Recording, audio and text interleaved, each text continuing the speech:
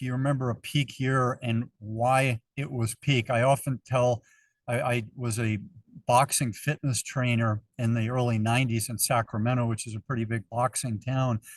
And I often talked with the other boxing instructors about the idea that these young people who are 14 through 18, their best time is probably going to be now because they're so into the sport, and they're not girl enamored as much as they might be when they graduate high school. And then they've got this commitment where they may be living with someone, and now the rent's due and the food, and a kid comes along. So it's really hard once you start doing the family life to spend the number of hours and have that focus for you to create that professional boxer.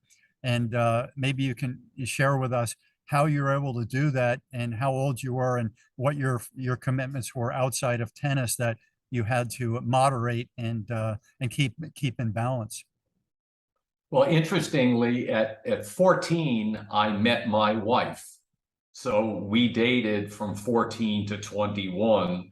And so there wasn't much of that sort of relationship developing and building and seeking side. There was already stability of relationship. Mm-hmm. And the other thing that was hugely helpful to me was the traveling on the tour.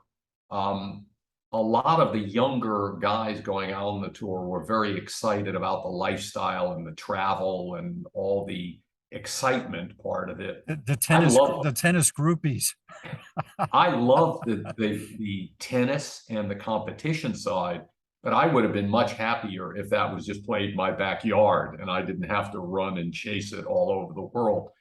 So my wife traveling with me the entire time was unbelievably stabilizing and made it feel much more like home. And there were times when we could go out to dinner because she really was never a tennis player.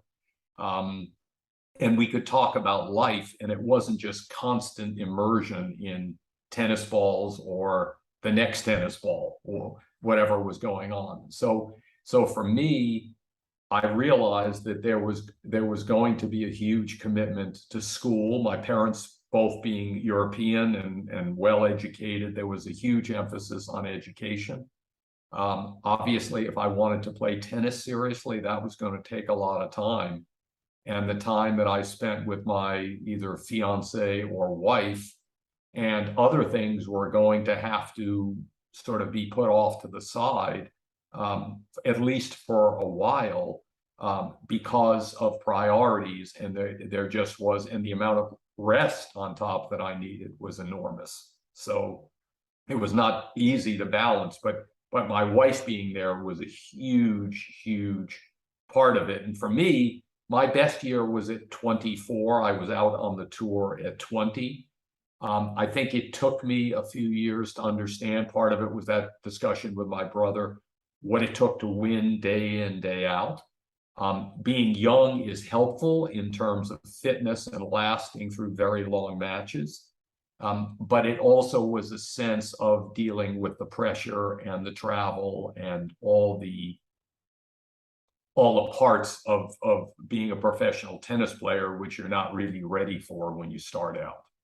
Yeah, that's great that you made that connection with your sweetheart at age 14. We should probably say your name and give her some kudos for being there. Rhonda's been, we're now have our 45th anniversary this year, but that was a huge stabilizing thing for me to have her there, for her to listen and be there, and for me to have a shoulder to lean on with all the pressure and anxiety that I felt facing.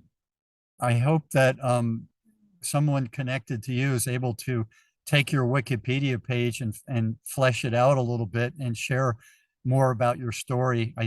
When I read it, I said, I'm knowing him as a statistic, but I'm not knowing Gene as a person. So that would be something that, have you ever connected with the people who handle your Wikipedia site? No, I have not.